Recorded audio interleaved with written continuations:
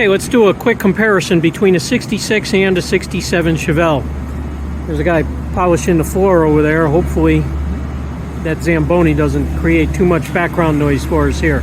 So first up is a 66. The grill's different, the fenders are different, the hood is different. So let's take a peek at some of those. Let's get straight to the hood.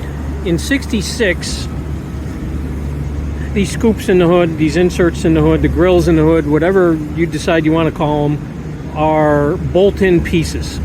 You can see the seam all the way around. A lot of times, with age, they get a little bit wobbly, like this, and they don't have a straight line. These are not bad at all.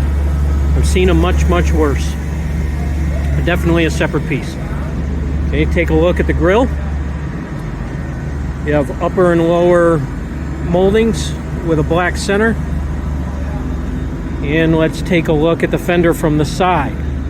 And look at the angle here of this molding on the fender. Pretty steep. 67, that is going to be more straight vertical. So from the side, when you're looking, the aggressive angle is going to be 1966. We'll take a walk to the back because there's some differences in the back as well. Big giveaway is the taillights. Very obvious. And between the 66 and 67 Chevelle, the difference in taillights is also similar to a 68, 69. These 1966 taillights, let's call them thin and horizontal, running this way. You'll find the 67 is much taller and up into the quarter extension. So it's got a different quarter extension on it as well.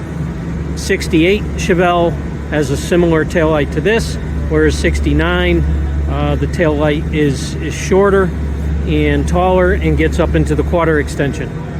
So let's turn around and look at the 67 Chevelle literally right behind us. Very different grille. The other one was black through the center with upper and lower moldings, and this one has bright moldings through the center.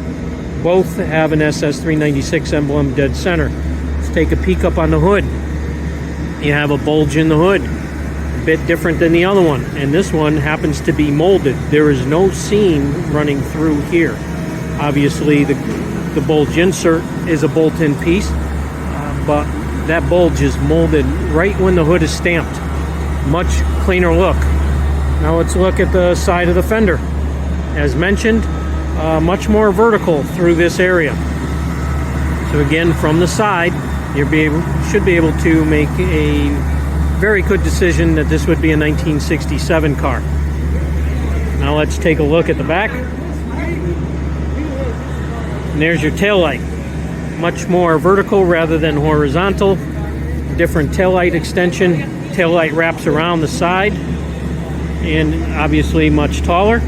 You have an SS396 emblem on the tail panel of this, whereas the 67 has a Chevrolet script across the back.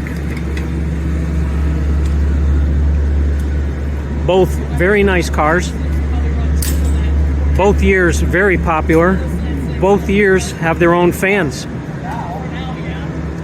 A lot of guys like a 66 and want nothing to do with a 67. And then you got those 67 guys and they want nothing to do with a 66. So there's your 1966 with a bit of a rake to it. And here's your 1967 sitting a bit lower all the way around. Looks like they upgraded to 15-inch wheels on the 67 as well. Whereas that one sticks with 14s. Two very nice cars at the 2022 Muscle Car and Corvette Nationals show.